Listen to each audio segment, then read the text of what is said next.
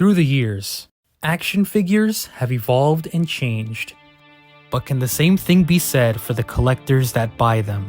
Or are they destined to complain till the end of time and buy the figure anyway? Go fuck yourself. The Fox X-Men franchise is a very interesting number of films. It's had its high highs, low, and I mean low lows. But overall, these movies are looked back on with fondness. But do you remember the toys? Yes, these X-Men movies had their fair share of action figures, but for some reason no one really talks about them. Are they so bad they're not even worth talking about? Or do people simply not know that they exist?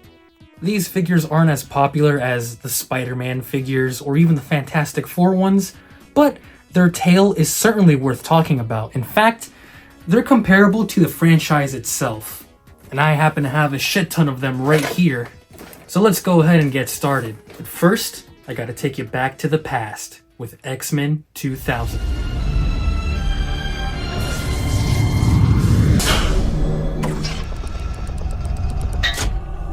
You know, in hindsight, it's kind of surprising this movie got as many figures as it did, considering how serious they took the first X-Men movie. The damn thing opens in the Holocaust.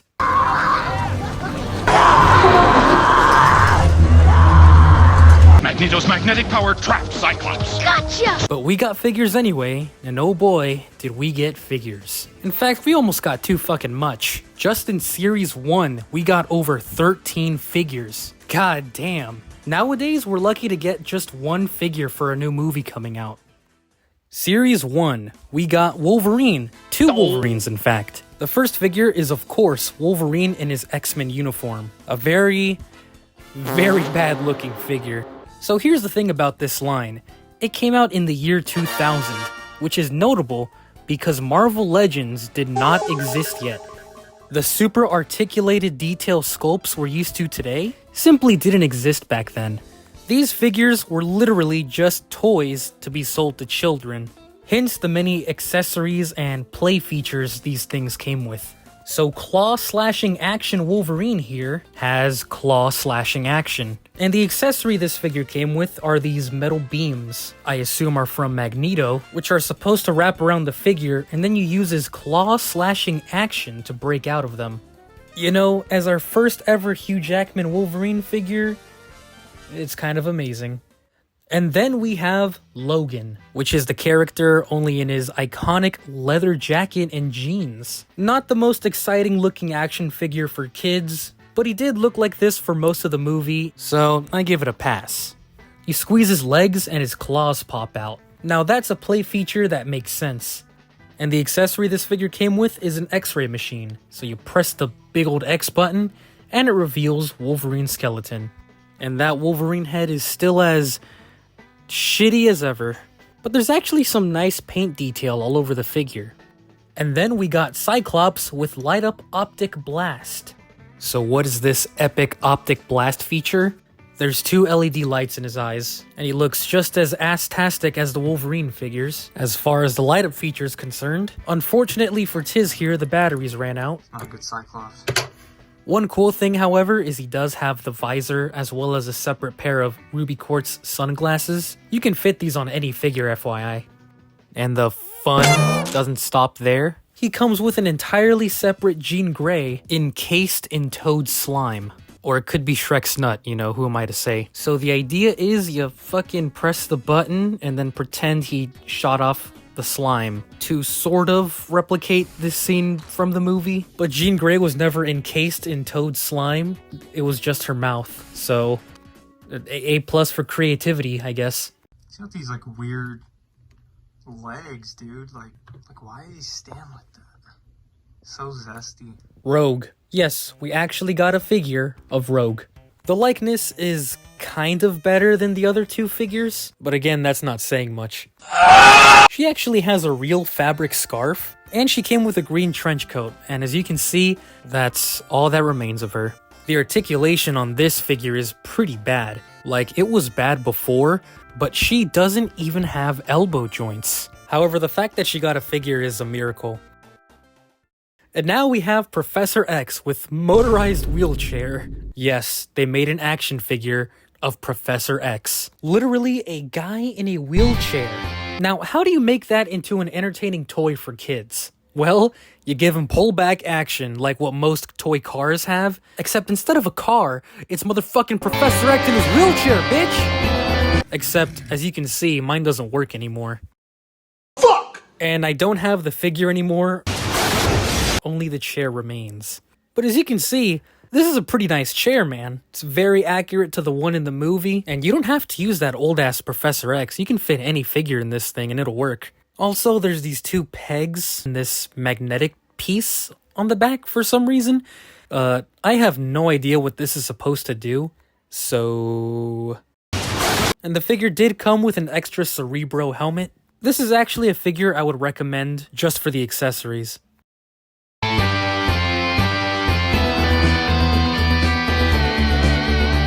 And now we have Magneto, who looks absolutely nothing like Sir Ian McKellen. But one thing that's cool is he does have a fabric cape, and this helmet is removable. And his accessory is this action train wreck. Magneto's magnetic power traps Cyclops. Gotcha! And then we have Mystique with uppercut action and Wolverine transformation. And you know what?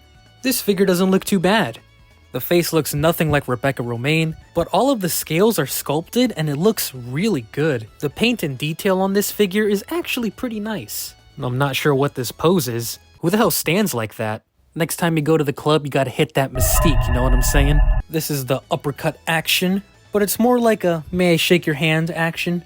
And then you get a Wolverine skin suit. You guys remember the wrestler Spider-Man, where the sweater and sweatpants were made of rubber and you gotta put it over the figure? Yeah, same thing here, except instead of Spider-Man's sweater, it's Wolverine's fucking skin. It's truly the gimmick of all time. But now let's get on to the figures I actually have. Toad. Toad! Leap in action, slime trap, and ensnaring tongue. Who the hell comes up with these names? Leap in action, slime trap, and ensnaring tongue. As far as proportions go, it's still not great. But even still, there's some nice painted detail. The whole figure has a painted wash throughout the entire thing, and it looks really cool. You don't even see this stuff on figures now. Like, look at the hair, man. There's some green in there, which doesn't make sense, but you know, it's cool. As we take a look at the head, you'll notice it's awful. What's wrong with his mouth? Why does he look like Slappy from Goosebumps? In case it wasn't obvious, the mouth does open and close. And no, this ain't a gawk gawk feature. I would not stick your penis in there. You gotta stick this in there. This long piece of rubber is supposed to be Toad's long, phallic tongue. It makes me sick just holding this. But you put that in the mouth and it kinda just stays there. There's no wire or anything, so you can't really pose it. It just kinda hangs out like a limp noodle. You get two of these goddamn things too. Gee, thanks Toy Biz. I don't have the slime accessory, but it's exactly what it looks like. It's just some green rubber, so pretty much fake vomit. Fake vomit. You can't beat the classics. Articulation is just as shit as the other figures, but then you get to his legs and they're spring-loaded. And so are his knees. And this is of course for his awesome feature, the leaping action. Alright, so you gotta grab both his feet on the floor, right? Bend them down. And then once you release him, he leaps into the air. Oh. Yeah, the feature doesn't work the best. But you know, it's kind of funny.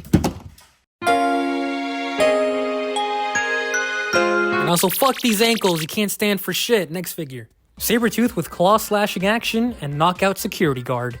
Sabretooth here is the biggest figure in the whole line, and despite his cartoony proportions, there's actually some stuff about the paint that I really like. There's a black wash in the wrinkle of the shirt. All of the rips and tatters are painted in with black, as well as the patches and stitches. The guy's name is Sabretooth, but he looks more like a scarecrow to me. The hair's got some paint detail. Kinda looks like a chocolate swirl. And that face, well, at least the expression distracts from its overall shittiness. At the very least, it's painted pretty well. Well, except for the eyes. They kind of fucked up there. They even painted his little necklace. But anyway, this guy's action feature is the claw slashing action. Rather than having a waist swivel, he has this spring-loaded thingamabob. And now he can slash things to your heart's content. Like Wolverine, Cyclops, or how about dismembering a security officer? So yeah, you get this police officer, and as you can see, he's kind of been through it a little bit. With Sabretooth's claw slashing action, you press the button on the officer's stomach, and he falls apart. That's the play feature, dismembering a fucking police officer. Jesus Christ, this is a kid's toy. That's quite the gruesome play feature. They don't make them like they used to, I'll tell you that much. You're supposed to wind him back up to make him a solid figure, but that is completely broken now. He is just in a constant state of agony, all while eating a glazed donut too. He even came with a little hat. There you go, buddy. And yeah, as if I have to say it, his articulation sucks a nut. The most you're gonna get this guy to do is just stand there, or step forward. Really nothing at all. Toy Biz, respectfully, what the fuck were you guys thinking? Alright, we're almost done with Wave 1. All that's left is Jean and Storm. I saved the ladies for last because they both share a very interesting problem. But before we talk about that, let's talk about Jean Grey. I actually think the head looks pretty good. I can see the likeness to Femke Jensen. The jaw's a little big though, I think she's definitely been mewing a bit too much. But overall, I think she has the best likeness in the whole line. I know that's not saying much, but you know, gotta give this figure some credit because the rest of her kinda stinks. First of all, what is this pose? Is she walking forward? Is she trying to bust it down? I don't know what this pose is, but I kinda hate it. It's so awkward, and you combine that with her high heels, and she can't stand for shit. And the accessory she came with was just fucking disgusting. Mutated Senator Kelly. Senator Kelly was forcefully turned into a mutant in the movie, which his body couldn't handle, so he liquefies and dies. And they made that into a toy! A squishy rubber toy for kids. Why would they make that into a figure? As you can see, Jean Grey has long hair, but there's actually a variant where her hair is put up in a ponytail. See, that's the other thing with this line. It really loves its variants. That Professor X figure has a blue suit, but there's another version with a black suit. You didn't like Sabretooth's brown chocolate swirl hair? Well, there's a variant with yellow hair for some reason. But by far the strangest variance has to do with, and I can't believe I'm saying this, cleavage. Boobs. As we take a look at Jean Grey's chest, you'll notice there's a lot of it showing. The zipper on her suit is sculpted really low. Almost too low. Was not like that in the movie. I did find some behind the scenes pictures where the zipper's down, but even then it is not this low. Same thing goes for Storm. Figure, movie. See? Well, collectors and parents were understandably baffled by this decision, and how did Toy Biz respond? They made a bra variant. I'm not kidding, they painted a bra so that less cleavage was showing. So there's a cleavage version and a bra version. This is real! I can't believe this is a real thing. The bra variant. But then later on, they finally came to their senses and made a version where none of it is showing. And I just so happen to have the Storm figure. As you can see, the zipper is fully up this time, which is what they should have done in the first place, but I digress. And besides that, the rest of the figure is pretty much the same as the original. Yep, that is an attempt at Halle Berry. And again, she's in a really weird pose. Hand on her hip, one leg tucked in. I'm not even gonna lie, she's kinda eating this pose. Yes, Queen! Slay! Slay your enemies! The back is nothing notable except for this big switch, and that's where this big piece of crap comes in. Some rock detail and pegs at the bottom, and the background, which is supposed to be, I don't know, the sky, with some lightning painted on. So there's a thing on Storm, and there's a hole in the base, so you put the thing in the hole, you flip the switch on the back, and her arm moves up. Yeah! I think the base is supposed to light up too, but the batteries are dead. So now all she can do is say, "Hi, how are ya?" And what the fuck, her eyes change? Alright, let's see how this works. You just rub them and... 3 hours later. Yeah, this figure is definitely something. But at least now I can recreate my favorite scene from the movie. Do you know what happens to a toad when it's struck by lightning? The same thing that happens to everything else. So, to summarize, with Storm, there's the first cleavage version, the bra version, and then there's the closed suit version. With Jean, there's the cleavage version, there's the bra version, there's the bra version with the short hair, and then there's the closed suit version. This is by far the weirdest thing I've ever had to talk about, including action figures, and one has to wonder, why the hell did they make these first run figures so revealing in the first place? Nobody knows for sure, but if I had to guess, it may have just been a product of its time. Someone at Marvel or at Toy Biz probably thought, boys are not gonna want the girl figure, so they made these figures more revealing because they thought that was the only reason boys would buy it, was if they had skin showing, cause you know, boys love the sexy woman. It sounds fucked, and it is, but this was the year 2000 and shit was very different back then. That is my best guess as to why. But again, no one really knows for sure. Maybe the sculptor at Toy Biz was just really horny, you know, we don't know.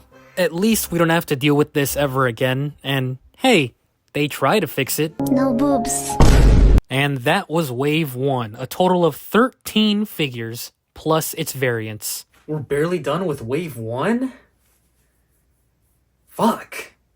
Wave 2 had the exact same characters, but they had different colors and costumes. Here we have Logan again, but with a real denim jacket. Okay. We got a civilian Cyclops, based off the scene in the train station. Shine a light behind his head and his eyes light up. We got Toad without his jacket, and Arctic Attack Sabretooth. It looks like he should have worn his white pants. But this figure does have the trench coat, which is more accurate to how he looks for the most part in the movie. And then we got Professor X again, but this time in a gray suit, and his wheelchair is the plastic one we see at the end of the film. Does he look like Patrick Stewart? Not really. Looks more like Lex Luthor. And the rest of him is pretty basic, I'm not gonna lie. Let's just go ahead and stand him up.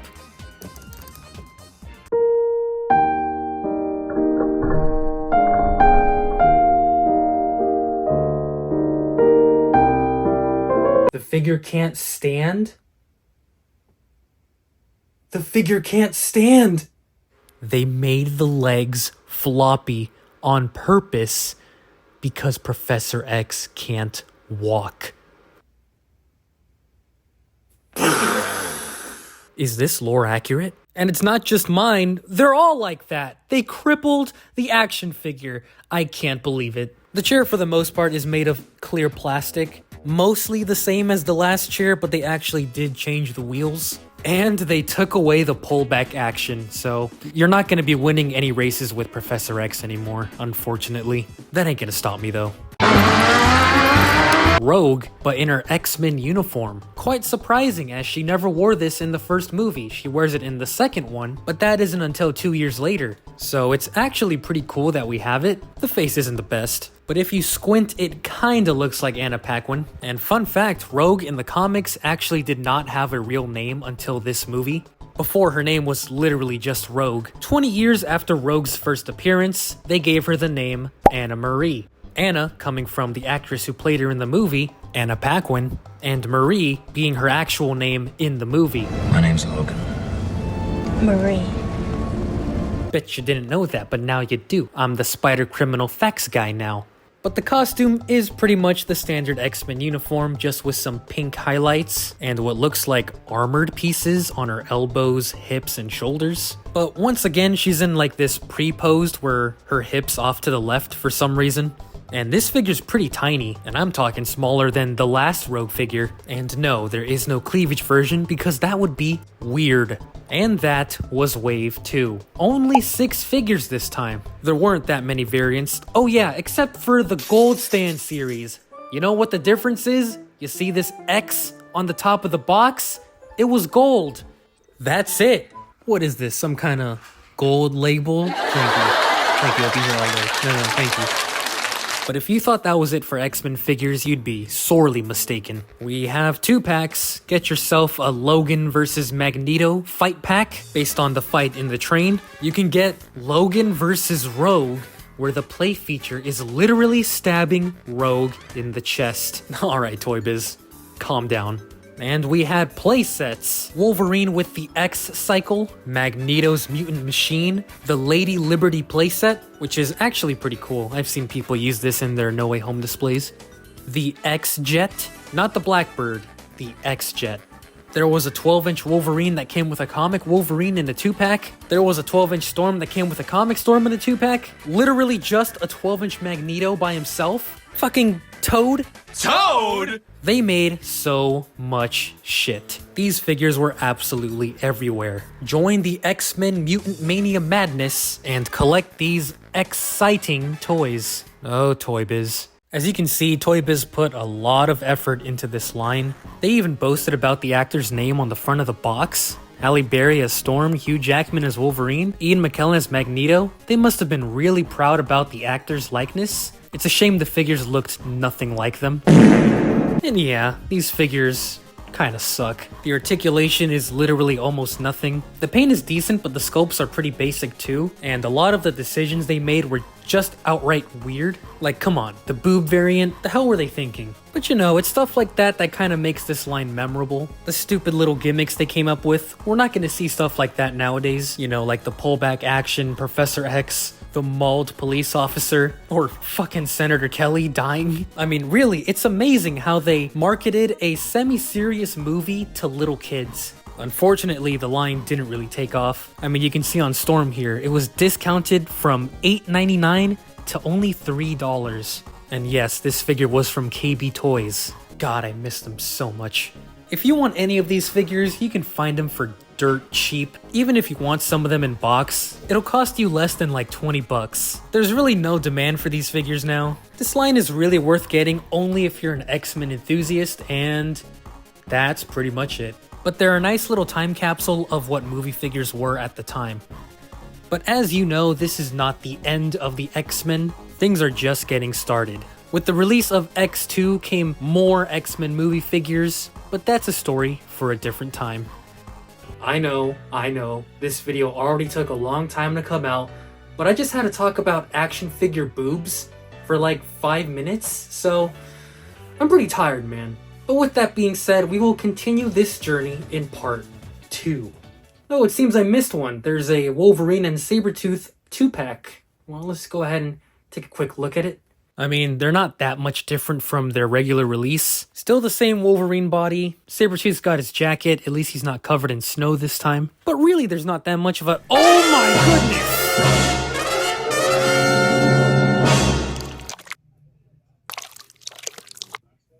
Kill me! Magneto was right.